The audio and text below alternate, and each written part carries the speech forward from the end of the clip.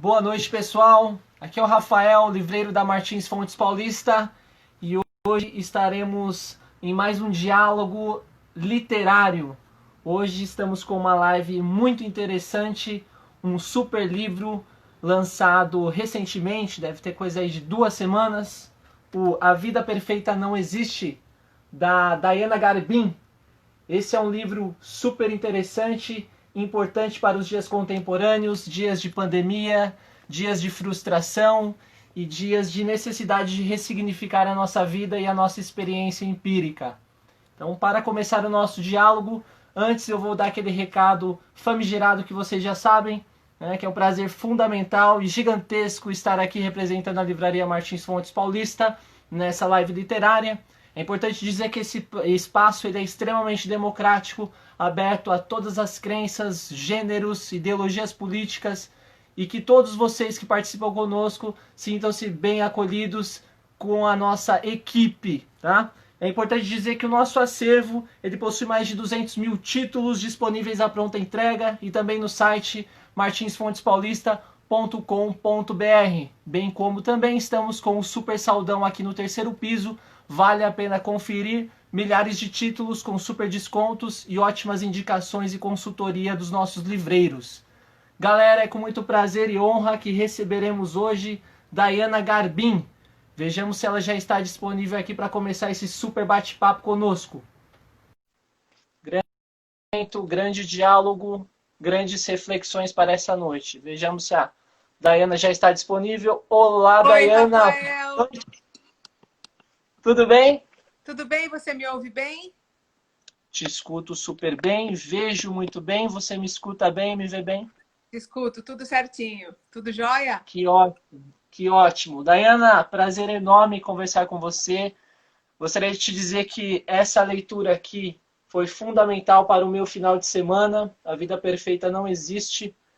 Perpassei por caminhos da própria mente, por sombras, por obscuridades, mas é um caminho bonito de ressignificação.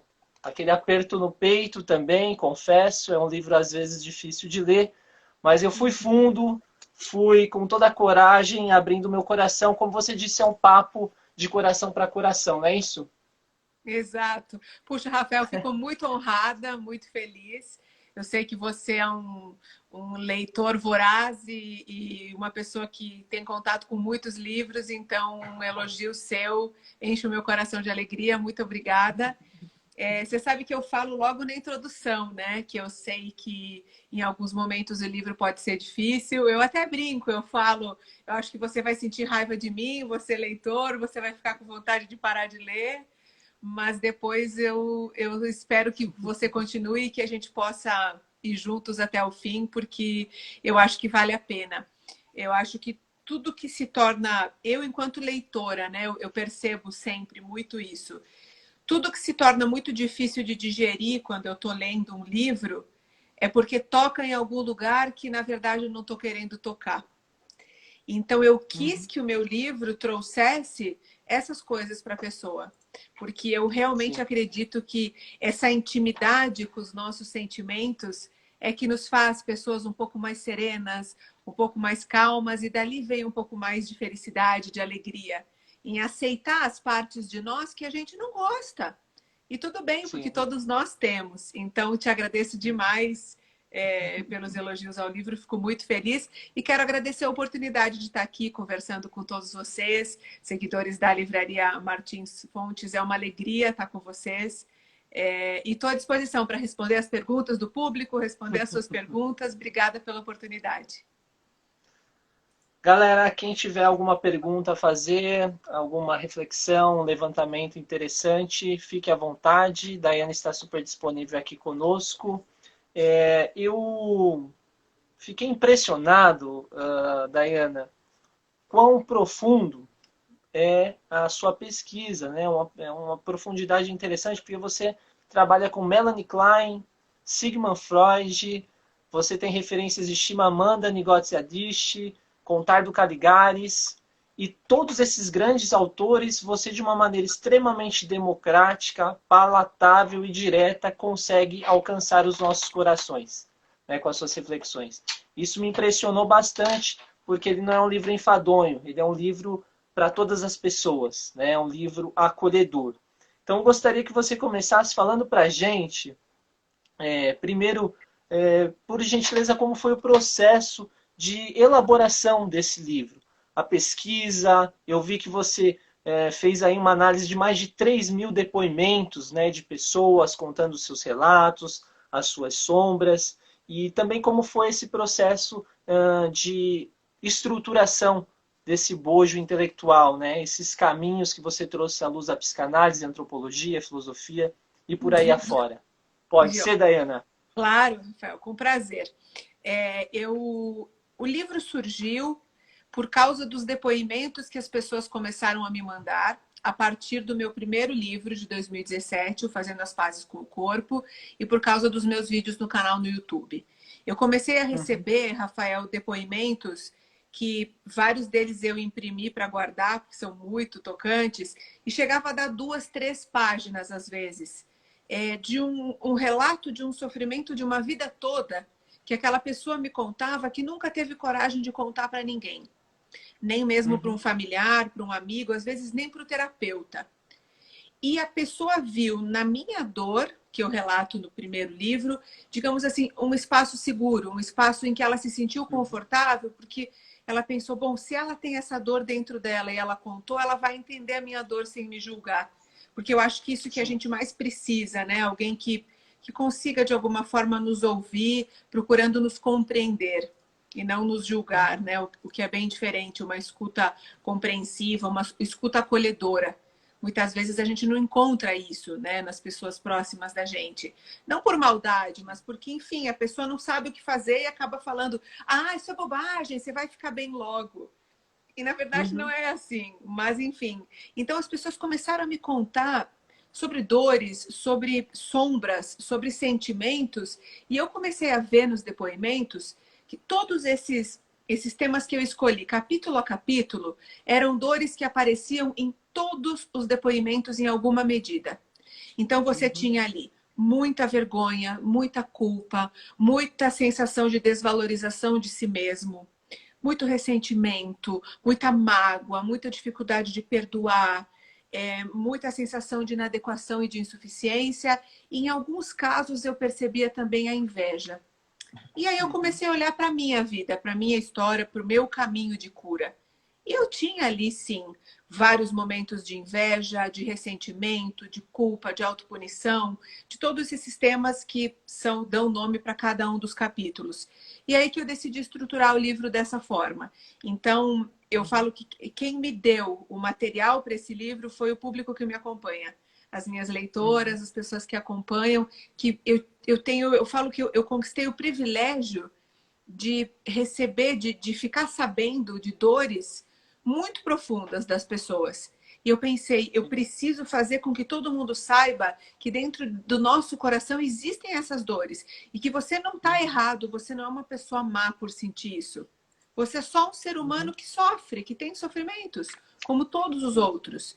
Por isso que eu pontuei tantos depoimentos ao longo do livro, né? O leitor vai ver que a cada capítulo tem vários depoimentos. Então as pessoas contam pra gente do que elas sentem inveja, do que elas se culpam, do que elas sentem vergonha, como elas se sentem inadequadas, sensações de ressentimento. Isso eu acredito que nos conecta, nos aproxima.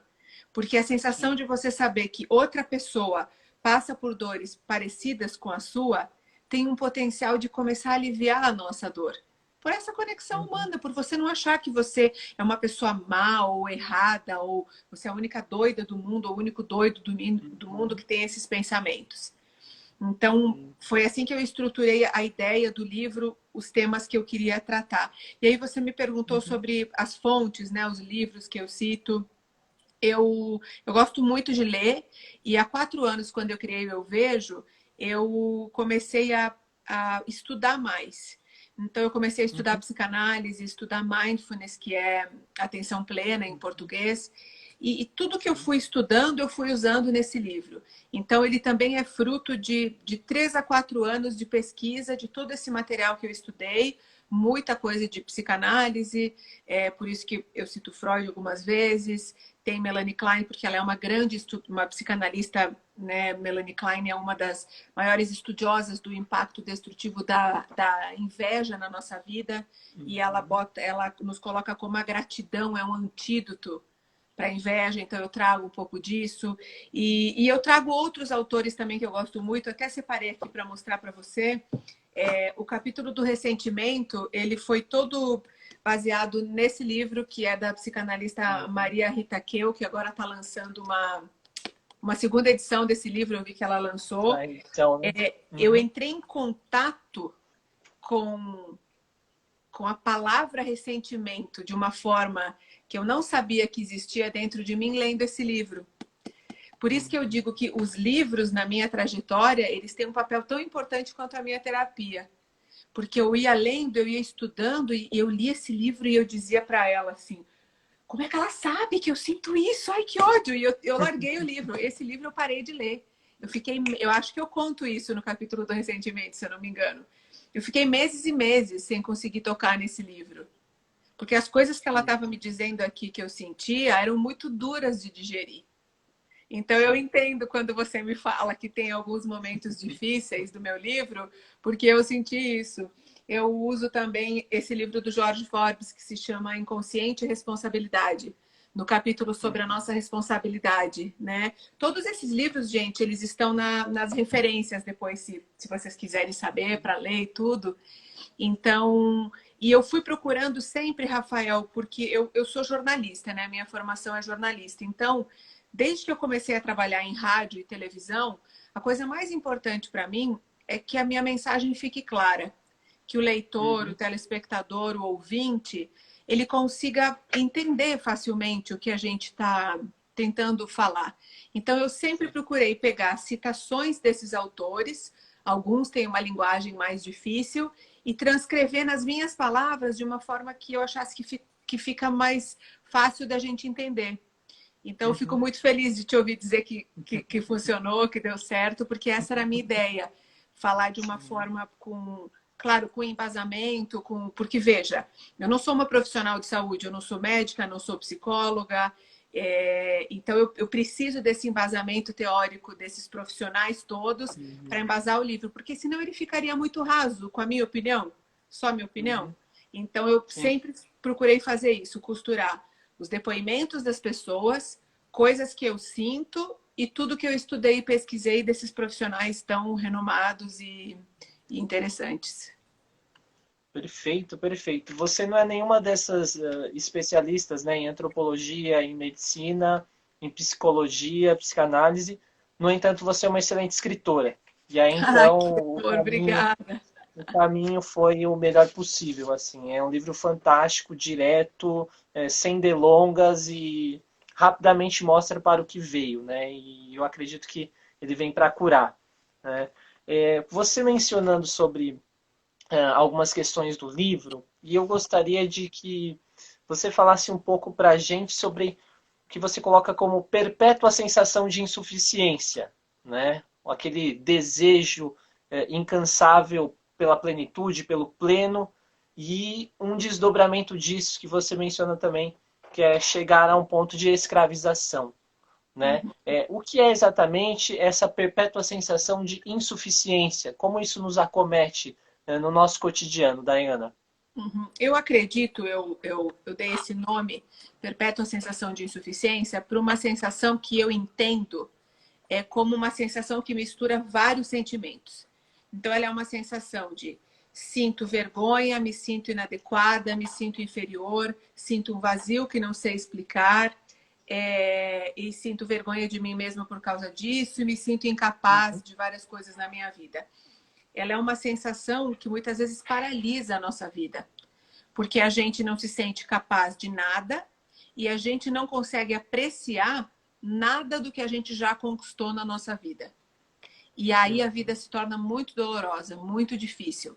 Então é aquela sensação de escassez, como a Brené Brown, que é uma escritora que eu gosto muito.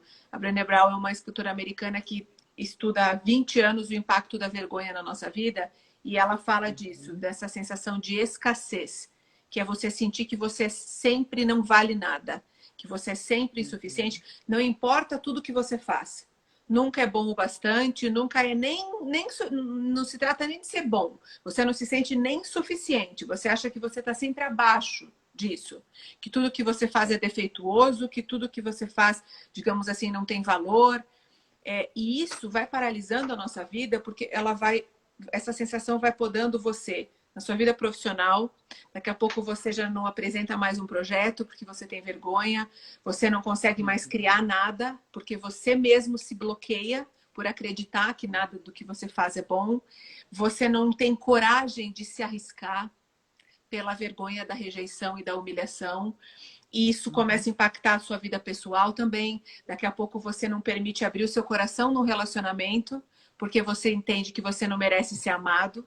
Você tem tanto medo de ser rejeitado que você não deixa nem as pessoas se aproximarem de vocês. E aí eu sei que muita gente vai se identificar com isso. Porque quantas vezes a gente fecha o nosso... Todo mundo que passou por alguma desilusão amorosa fica um período assim. Você se fecha completamente porque você tem medo de ser magoado novamente. Só que algumas pessoas acabam se fechando assim por anos e anos. Então você inviabiliza a sua vida pessoal porque você sente que você não merece ser amada e pelo medo que você tem da rejeição e da humilhação. Você começa a inviabilizar a sua vida profissional de medo de ser humilhado e rejeitado no ambiente de trabalho. E aí é um caminho muito perigoso para adoecer, porque é assim que começa, em geral, né? Uma depressão, um transtorno de ansiedade, enfim, e tantos outros transtornos, ou até mesmo uma tristeza crônica que vai impedindo a gente de avançar, de criar coisas. Então, é essa sensação que eu falo também baseada nos depoimentos das pessoas. Eu fui pegando todos esses depoimentos e tirando as palavras, e em toda dor que eu via, tinha isso. Vergonha, insuficiência, inadequação. Eu tenho a impressão que eu entro no lugar e todo mundo olha e ri de mim.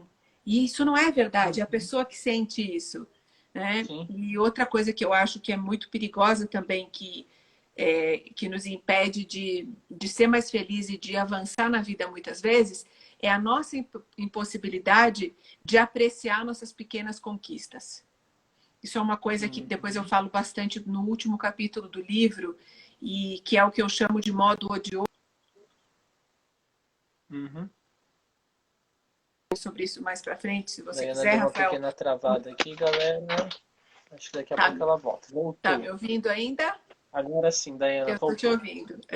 Eu falo mais adiante no último capítulo sobre o que eu chamo de modo odioso de viver e modo respeitoso de viver.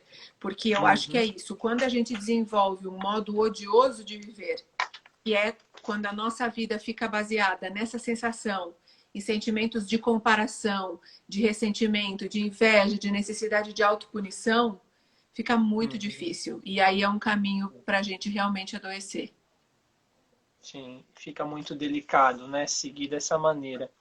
Aproveitando esse gancho, Daiana, de um modo odioso, do caráter comparativo, aqui na página 78, A Vida Perfeita Não Existe, né?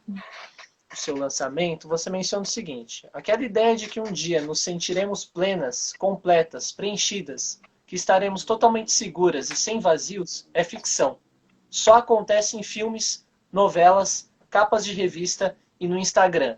E mais interessante, ou tal qual, um pouco depois, você coloca um trecho de um poema em linha reta do Pessoa, que ele fala assim, né, cansadíssimo já, né, dessas falácias, ele menciona assim: estou farto de semideuses. Onde é que a gente no mundo? Né? E aí, pensando nesse seu trecho, e eu queria muito te perguntar isso, porque é uma questão muito recorrente no meu dia a dia, com pessoas queridas, pessoas próximas, né?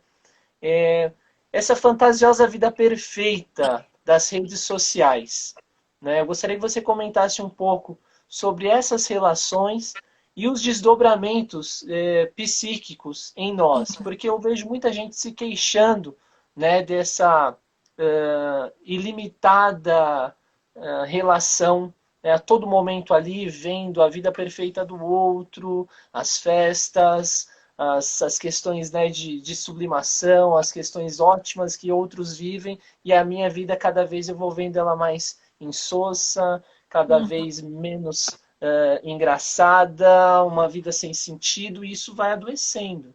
Né? Eu gostaria que Uhum. você comentasse um pouco sobre isso e também como lidar, né? Qual é a medida? Onde que a gente perde a mão com relação a essa vivência? Uhum. Eu acho que eu escolhi esse trecho desse poema do Fernando Pessoa porque eu acho fantástico quando ele coloca estou farto de semideuses, né? Onde é que tem gente real nesse mundo? Porque de alguma Uhum, forma é isso que as redes sociais fazem, especialmente o Instagram, que é essa rede da imagem, né?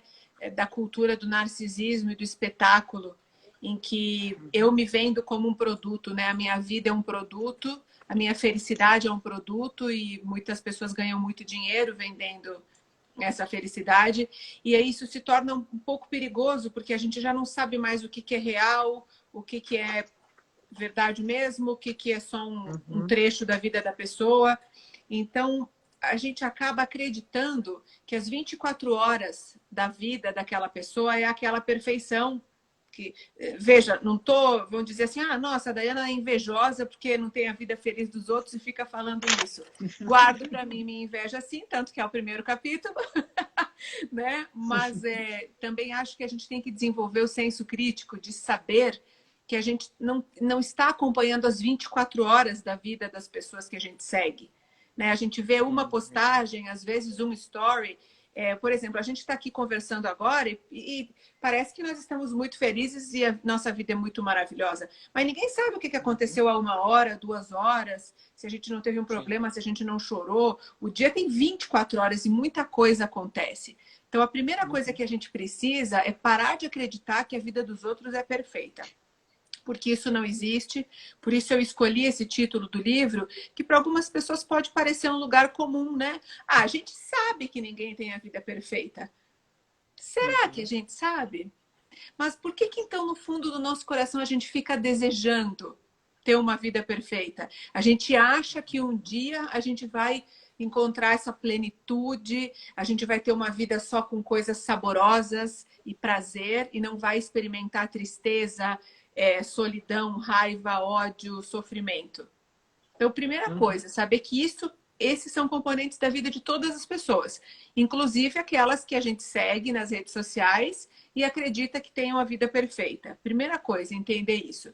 E a segunda, eu uhum, acho, é que a rede social ainda é uma coisa muito nova na nossa vida. Eu acho que a gente ainda vai aprender a usar a rede social.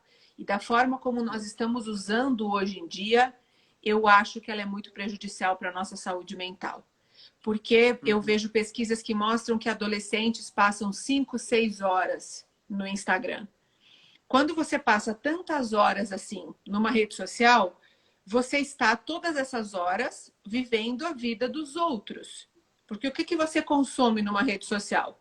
O feed dos outros. Você fica aqui no Instagram na lupinha ou no seu feed, você está uhum, consumindo o quê? Você está fora de você.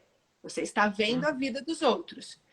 Pensa bem, você passa 4, 5 ou 3 horas do seu dia na vida dos outros, fora da sua vida. Olha quanto tempo Uhum, você perde fazendo coisas legais para a sua vida. Lendo um bom livro, conversando com as pessoas, colocando mais foco no seu trabalho, no seu estudo, na sua uhum. família, nos seus filhos. Quanta coisa a gente perde quando a gente vive na vida do outro. E Sim. antes, Rafael, acho que você deve ter mais ou menos a minha idade, você deve ser da minha geração. Na nossa adolescência não tinha rede social, né? A Sim. gente se comparava com os coleguinhas da escola, as meninas talvez vão se identificar comigo com a Capricho, com a Boa Forma, mas a gente não tinha uma Uhum, coisa na nossa mão chamada celular que a gente ficava o tempo inteiro comparando a nossa vida com a dos outros. E é nesse uhum, sentido que eu acho a rede social perigosa. Eu acho que elas são desenhadas para, de alguma forma, viciar a gente nessa coisa de querer ver a vida dos outros e aí querer mostrar para os outros que a gente está feliz. Então aí a gente uhum, posta um momento feliz para que o outro dê um like, faça um comentário. Então é como se eu esperasse que o outro validasse a minha felicidade. Porque hoje em dia não basta estar num show, né? A pessoa tem que transmitir o show ao vivo no Instagram dela. Eu comentei outro dia Sim. numa live que o último show que eu fui foi o Rock in Rio, né? Ano passado. E me chamou muita atenção que quase todas as pessoas que estavam lá não estavam assistindo o show. Elas estavam ou gravando do celular ou transmitindo ao vivo em alguma rede social. Então, elas Sim. estavam no Rock in Rio, mas assistindo o show pela tela do celular delas. Sim. E aí eu me pergunto, mas nós não estamos mais vivendo o momento presente, curtindo aquilo, aproveitando? Por que que eu tenho que mostrar para alguém na minha rede social que eu estou me divertindo no Rock in Rio? E Uhum. talvez para algumas pessoas isso não tenha nenhum problema. Eu não consigo. Eu gosto de. Eu falo que eu sou analógica ainda. Eu gosto de curtir os momentos, de viver os Sim. momentos. Claro, depois você pode postar, você pode fazer um stories, tudo. Mas, assim, você transmitir o show inteiro. Será que a gente para pensar que você não está assistindo de fato e curtindo e ouvindo aquela música com os olhos fechados e cantando? Então, eu acho Uhum. só que a gente precisa botar a mão na nossa consciência e pensar como é que nós estamos fazendo uso da internet, dessa tecnologia e das mídias sociais na nossa vida. Porque se isso que eu falei não te afeta de nenhuma forma e não atrapalha a sua vida, então ok. Mas se a gente parar para pensar o impacto de tantas horas na internet, nas redes sociais, eu acho que a gente vai perceber que a gente fica demais. Então, Uhum. desde que eu fiz o meu primeiro retiro de meditação em silêncio, que foi a primeira vez em anos que eu fiquei 5 dias sem o celular, porque foram, eu conto isso acho que no capítulo 3. Eu Uhum. fiquei 5 dias numa casa de retiros, num lugar lá no meio do mato, sem televisão, sem internet, sem celular, sem rádio, sem livros, sem nada. O retiro era silêncio, é você com você mesmo, sem nenhum estímulo, nem livro, não podia levar nem livro. A ideia era mesmo você entrar em contato com você mesmo. E naquele retiro eu percebi como eu fazia um uso excessivo do meu celular. E depois daquele retiro, eu decidi desligar todas as notificações do meu celular, eu não deixo notificações ligadas. Eu deletei a minha conta do Facebook, deletei a conta do Twitter. Hoje em dia eu só trabalho com o Instagram e o YouTube, que são as minhas duas ferramentas Uhum. de trabalho, e com o meu site, claro, e-mail, isso tudo. Mas mesmo assim, eu desliguei até as notificações do WhatsApp. Então, o que que eu Uhum. faço? A minha família sabe que eu desliguei. Se for algo urgente, tem que me ligar. Falei que eu sou analógica. Uhum. Porque mesmo o WhatsApp, ele gera muita ansiedade na gente. Porque você Sim. fica o dia inteiro ali, tirim, tirim, tirim. Aí você não lê um texto, você está trabalhando, você não se concentra, porque você não termina um projeto, porque a Uhum. prioridade fica sendo do WhatsApp, não é? Sim. A Sim. gente vê aquilo ali vibrando, meu Deus do céu, eu preciso olhar agora, parece que o mundo vai acabar. Então eu Uhum. percebi as coisas que me geravam ansiedade, que tiravam a minha atenção, que iam me capturando de tudo que é mais importante. E aí eu tentei ir Uhum. diminuindo esses estímulos. Claro, gente, eu Sim. ainda acho que eu uso muito o celular, também porque é meu veículo de trabalho, né? Mas Claro. eu acho que me fez muito bem deletar pelo menos 2 redes sociais e tentar consumir cada vez menos esse conteúdo no meu dia a dia, sabe? Sim. Sim. Perfeito. Daiana, a Lilian Paiva, há pouco, ela levantou algo interessante, Uhum. que eu acho que cabe um pouco para a gente linkar com essa questão dos estímulos, né, das redes sociais e das diferentes janelas abertas e a gente ficar aí todo perdido nesse monte de estímulo e não se aproveita nada, né? Você fala no livro de um conceito, você coloca algo como a vida neutra, né? Que eu achei bastante interessante, porque você menciona um pouco sobre o, o aprendizado em ser feliz vivendo no simples, com o simples. E que às Uhum. vezes a gente cai numa certa fantasia de que a vida ela vai ser sempre incrível, algo fantástico, ou mesmo assolador e terrível. Então, assim, de alguma maneira, será que também essa relação muito exagerada com as redes sociais, com os celulares, com o Android, também não dificulta um pouco da gente voltar para essa simplicidade, voltar para esse caminho do meio, talvez? Eu acho que sim, porque veja, o que eu quero dizer quando eu falo com vida neutra, né? A nossa vida, no nosso dia a dia, e assim, tem 119 pessoas agora com a gente. Se vocês Uhum, todos que estão aqui com a gente me descreverem o dia de vocês hoje, eu aposto que vai ter uma rotina um tanto semelhante, em alguma medida. A gente acorda, vai para o trabalho ou faz as coisas da casa, resolve pepino, paga a conta, vê uhum, uma geladeira que estragou, troca uma lâmpada que queimou, cuida dos filhos, dá atenção para o marido, faz comida, limpa a cozinha, trabalha no, sei lá, né, no seu trabalho. E aí eu te pergunto, o que, que tem de glamuroso e de espetaculoso, uhum. né? Hoje é uma segunda-feira. Aconteceu algo estupendo na sua vida hoje? Uhum. Na minha, não. Né? Eu estava Absolutamente meio nada. enjoadinha, né? Que eu estou no final da gestação, então eu não estava muito bem hoje. Fiquei deitada um tempo, estava com dor nas costas, na coluna, fiquei descansando. Depois trabalhei, estudei um pouco, terminei de ler um livro. Aí vim resolver minhas coisas, paguei conta. Aí fui resolver um pepino aqui, outro ali. Então, assim, hoje, não aconteceu nada assim. Uau, que máximo, como a minha vida é mara. Uhum. E a gente busca, a gente acha que a felicidade vai chegar o dia que a gente tiver uma vida mara todos os dias. E o que eu tento explicar para as pessoas nesse livro é que a vida é neutra na maior parte do tempo. Esse dia a dia, essa rotina das coisas da casa, da família, fazem muito mais parte da nossa vida do que tragédias, grandes sofrimentos ou grandes momentos de felicidade e prazer. Né? Uhum. Então, assim, a gente vai ter em alguns momentos grandes dores, a perda de pessoas que a gente ama, doenças, indiscutível que a gente vai viver isso. Mas não vai acontecer isso em todos os dias da nossa vida. Assim como a gente não vai ter viagens maravilhosas, conquistas, eventos estupendos de felicidade todos os dias da Uhum. nossa vida. Então, de Sim. fato, a maior parte da nossa vida é neutra, é a rotina do dia a dia. E aí, Uhum. a gente precisa encontrar alegria nesses dias, sabe? Então, assim, por exemplo, hoje, tá aqui fazendo essa live com vocês é o momento de maior alegria do meu dia. E eu estou muito feliz de ter a oportunidade de conversar com todos vocês que estão ouvindo, de divulgar esse trabalho que eu fiz com tanto carinho, de expor as minhas ideias. Mas para algumas pessoas, isso é só parte do trabalho e a gente não valoriza. Uhum. Então, eu penso que a vida se torna melhor quando a gente consegue valorizar as pequenas coisas boas que acontecem na nossa vida neutra, na nossa vida de todo Uhum. dia.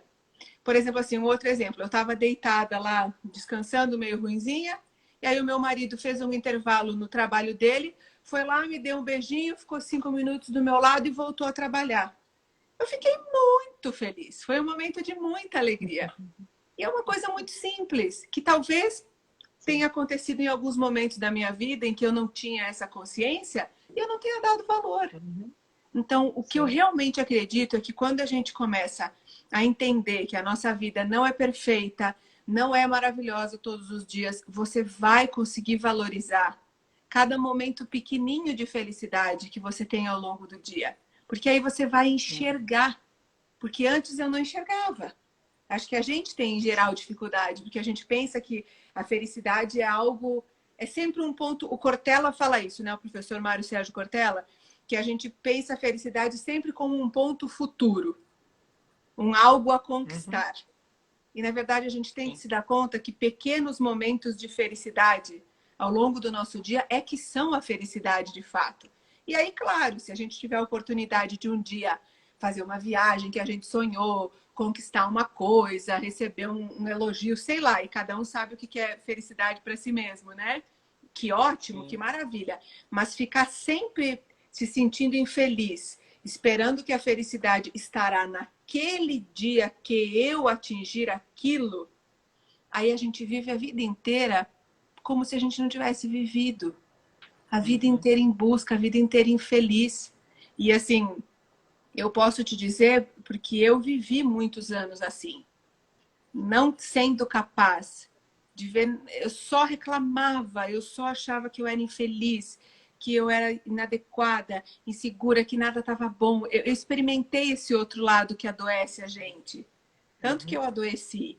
Então eu posso te dizer que existe outro caminho, que é o que eu chamo de modo respeitoso de viver, né? E que, uhum, claro, eu não tenho uma fórmula pronta aqui, não estou vendendo para vocês a fórmula da felicidade, tá?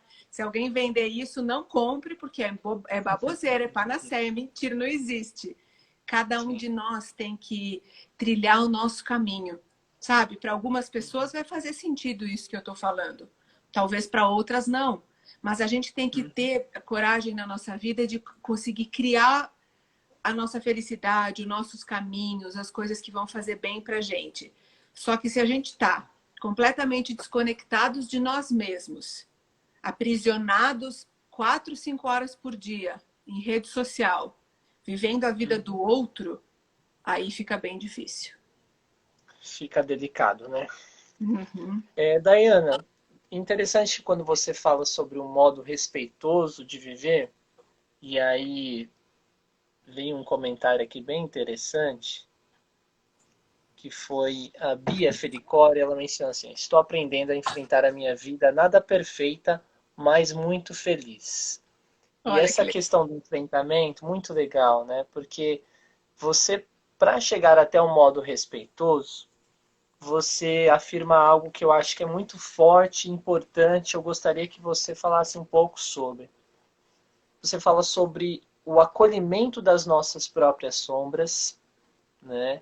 E a importância de nomear as dores, né? Como se aquilo que a gente nomeia vem à luz, né? E a partir daí a gente tem uma consciência sobre isso. Mas aí você diz o seguinte: é preciso a coragem, né? É preciso coragem e responsabilidade, né? Coragem eu costumo ouvir como algo também como aquilo que é proveniente do coração. Eu ouvi isso há poucos dias atrás e achei muito bonito, né? Que também cabe muito bem a essa análise, né? Como fazer isso, né? Como aceitar essas sombras? Quais seriam os caminhos mais interessantes para acolher essas nossas sombras, né? E o quão importante é como primeiro passo esse nomear as nossas dores, né? Porque você vai desdobrando isso muito bem no livro. Eu gostaria que você falasse um pouquinho sobre. Uhum. Eu acho que não tem uma resposta pronta para como conseguir nomear as nossas dores, como Uhum, eu conto no livro o caminho que eu trilhei, que foi o caminho de terapia, né, análise, e o caminho da uhum, meditação. Foram os dois caminhos que me ensinaram a nomear as minhas dores. Então, na terapia, eu consegui, com a ajuda da minha analista, a entender o que eu sentia, a nomear que muitas vezes eu estava sentindo inveja, necessidade de autopunição, culpa, vergonha, ressentimento, né? Eu falo uhum, sobre o sentimento de inferioridade, a nossa necessidade de superioridade. Então são dores difíceis de lidar, mas que quando você pode admitir que tem isso dentro de você, é um grande passo, porque em geral a gente nega ou a gente tenta varrer para debaixo do tapete. Só que esse tapete chega uma hora que buf, ele faz assim, ó, porque não aguenta mais tanta coisa que a gente vai jogando ali para baixo. Então, eu uhum. acho que algumas pessoas vão precisar de ajuda profissional nesse caminho, como eu precisei. E veja, não é motivo de vergonha você precisar de ajuda Claro. para suas dores emocionais. Eu acho que é muito importante, ainda mais porque nós estamos no Setembro Amarelo, que é um mês de conscientização sobre as dores mentais, sobre depressão, suicídio. É muito importante que a gente aprenda a cuidar da nossa saúde mental como a gente cuida do nosso Hum, corpo, da nossa saúde física. Então, uma dor emocional, ela pode te causar tanto sofrimento quanto uma perna quebrada, quanto um diabetes, quanto uma pressão alta, quanto uhum. uma trombose, sei lá. É uma dor válida, merece, por ser uma doença como qualquer outra, você merece se tratar, você merece fazer o tratamento. Então, esse é um caminho que eu acho que algumas pessoas vão precisar de uma ajuda profissional. Se você acha que não é o seu caso, eu acho que outros caminhos podem ajudar. Por exemplo, meditação, yoga, artes, música. Eu não sei, cada pessoa vai descobrir um caminho que vai ajudar a entrar em contato com si mesmo. Algumas pessoas encontram na leitura, por exemplo. Outras pessoas têm amigos próximos que gostam de conversar. Então, eu acho que a gente tem que descobrir o nosso caminho. Eu me encontrei muito num estilo de levar a vida que se chama mindfulness, que é mais do que meditação. É um jeito de viver com atenção plena ao momento presente em que estamos vivendo, sempre na ideia de uma atitude na vida com abertura, com curiosidade, sem julgamento. É um exercício, na verdade, da gente tentar não julgar tudo e a todos e a si mesmos o tempo todo. Porque a nossa mente está sempre julgando, comparando, avaliando, validando. E então é um exercício diário da gente viver com atenção plena no que a gente está fazendo e com essa atitude de compreender em vez de julgar.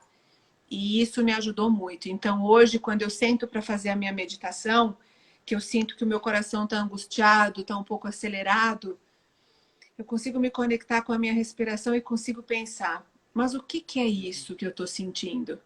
Né? E, por exemplo, agora que eu estou no final da gestação, muitas vezes eu vejo, eu estou com medo de como vai ser o parto, eu estou com medo de como vai ser cuidar da minha filha, eu estou com medo dessa transformação imensa na vida de uma mulher, que é você deixar de ser apenas filha para se tornar mãe, deixar de ser apenas esposa para se tornar mãe.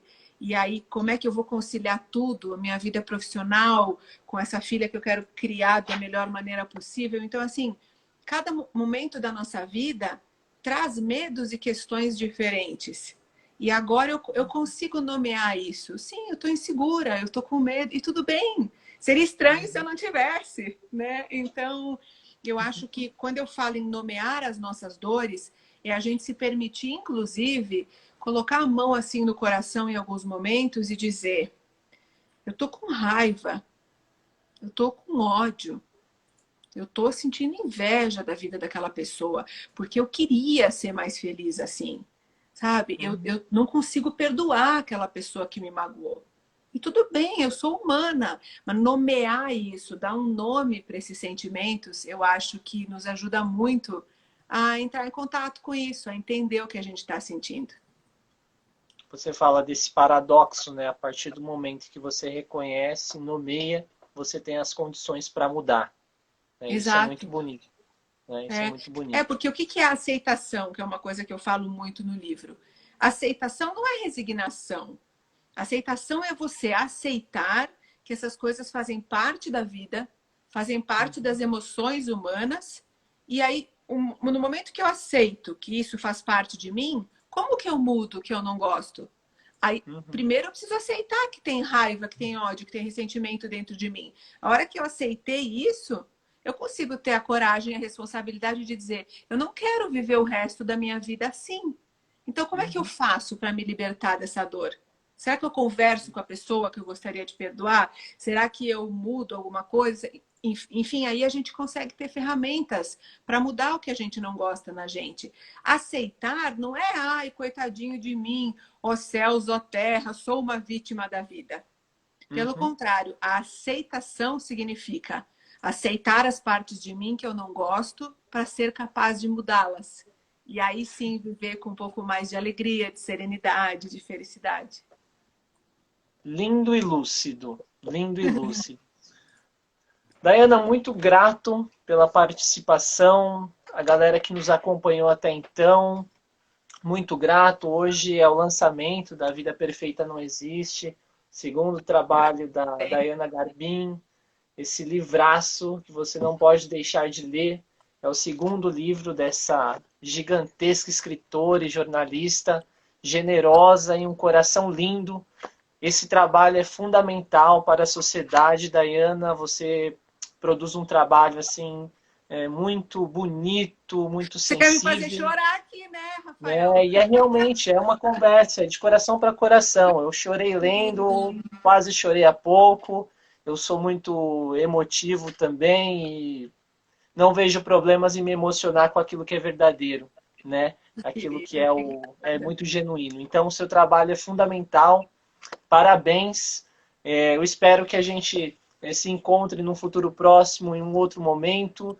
Boa sorte para esse momento da sua gestação, que venha com muita saúde e, assim, vai ser um brilho na vida de vocês seguramente, né? Então, esse momento é muito especial para vocês, aproveitem. E assim, seja feliz e grato pelo presente, grato mesmo. Você quer falar mais alguma coisa? Deixamos de falar algo, Daiana? Eu quero só te agradecer pelas palavras. Você sabe, Rafael, que muitas pessoas, e eu, quando comecei a fazer esse trabalho, eu pensei que eu só falaria para mulheres. Eu achei que as dores que eu sentia eram só dores de mulheres. E eu comecei assim, uma coisa que eu nunca esperei, eu comecei a receber muitas mensagens de homens. Tanto que vários relatos do livro são homens que contam as suas dores. Uma coisa que me surpreendeu muito. Então, eu fico muito feliz de ouvir as suas palavras e saber que eu toquei o seu coração, que os homens também podem se abrir para essa possibilidade de sentir, porque a nossa sociedade é muito dura com vocês. Né? Os homens são muito exigidos a ser sempre o forte, o que não sofre, e essa posição não é fácil. Né? A gente fala que as mulheres têm demandas, têm, mas os homens também são exigidos de uma forma que às vezes é agressiva, é violenta com vocês, porque vocês também sofrem. Então, eu fiquei muito feliz com as suas palavras, fiquei emocionada de verdade, muito obrigada. E quero agradecer a todas as pessoas que acompanharam a gente. Um beijo enorme, foi uma alegria estar aqui com vocês. Super gratidão, demais esse diálogo, findando com uma frase lindíssima da Daiana, que ela diz o seguinte: você não pode curar o que não se permite sentir. Isso é real, é genuíno, é puro e vem de um coração lindo de uma pessoa que nos presenteou com esse livraço. A Vida Perfeita Não Existe, está disponível na Martins Fontes Paulista, no nosso site martinsfontespaulista.com.br. Na loja física também, não deixem de ler. Gratidão por nos acompanhar, muito grato, Daiana, mais uma vez. O seu livro é lindo e esse é um presente para a sociedade brasileira num momento tão delicado. Obrigada. Leitura fundamental para dias de pandemia. Gratidão. Obrigada, Valeu, galera. querida. Muito grato. Boa noite. Obrigada, gente. Tchau. Ótima noite a todos. Até mais ver.